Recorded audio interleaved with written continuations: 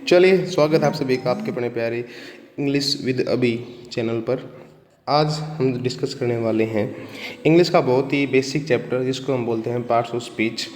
तो इसमें पहले दोस्तों हम किस बारे में बात करने वाले हैं, इसमें हम बात करेंगे जो हम इंग्लिश बोलते हैं, जो हमारा स्पीच होता है उसके जो अलग अलग पार्ट्स होते हैं, इसमें हम कौन से पार्ट्स को यूज़ करते हैं उसी को बोलते हैं हम पार्ट्स ऑफ स्पीच।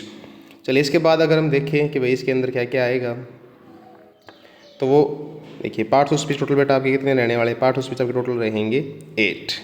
ठीक है, कितने रहेंगे भाई, टोटल रहेंगे आपके पार्ट्स ऑफ स्पीच 8। सबसे पहले नाउन आएगा, किसी का भी नाम, फिर प्रोनाउन, जो वर्ड नाउन को रिप्लेस करता है सेंटेंस के अंदर उसको बोलते हैं प्रोनाउन। इसके बाद adjective, verb, adverb, preposition, conjunction and interjection. ठीक है भाई, ये रहने वाले हैं आपके 8 पार्ट्स ऑफ स्पीच। अब देखिए, अब ये तो बता दिया आपको कि ये टोटल 8 पार्ट्स ऑफ स्पीच होते हैं। अब हम बात करते हैं कि इनको याद कैसे करें। तो उसके लिए भाई मैंने बनाई है एक ट्रिक। पार्ट्स ऑफ स्पीच को याद रखने के लिए मैं आपके लिए एक लेकर आया हूँ ट्रिक। जैसे हमारी एक फैमिली होती है, ठीक है भाई, जैसे हमारी फैमिली होती है वैसे ही पार्ट्स ऑफ स्पीच नाम की भी हम बोलेंगे कि एक फैमिली होती है जिसके अंदर टोटल आपके 8 मेंबर होते हैं। कितने मेंबर होते हैं भाई, टोटल आपके 8 मेंबर होते हैं। तो सबसे ऊपर दिख रहा होगा आपको, लिखा हुआ है नाउन, प्रोनाउन एंड एडजेक्टिव। तो ये पार्ट्स ऑफ स्पीच के अंदर 3 ब्रदर होते हैं, 3 ब्रो होते हैं। ठीक है भाई, कौन होते हैं, 3 आपके ब्रो होते हैं। अब जैसे आपने देखा होगा घर पे जो भी बकवास करनी है, आलतू फालतू का काम करना है, घर से बाहर घूमना है, बार बार चिल्लाना है, वो काम कौन करता है, वो करते हैं भाई लोग। तो वैसे ही अपने इंग्लिश में बार बार रिपीट होते हैं, बार बार जिनका जिक्र आपको देखने को मिलेगा वो रहेंगे नाउन, प्रोनाउन और एडजेक्टिव। अब मैं बोलूँ कि भाई घर पे मेन काम कौन करता है, एक्शन जैसे खाना बनाना है, साफ़ सफाई करनी है, आमतौर पे भाई तो करते नहीं हैं काम, बहनें करती हैं।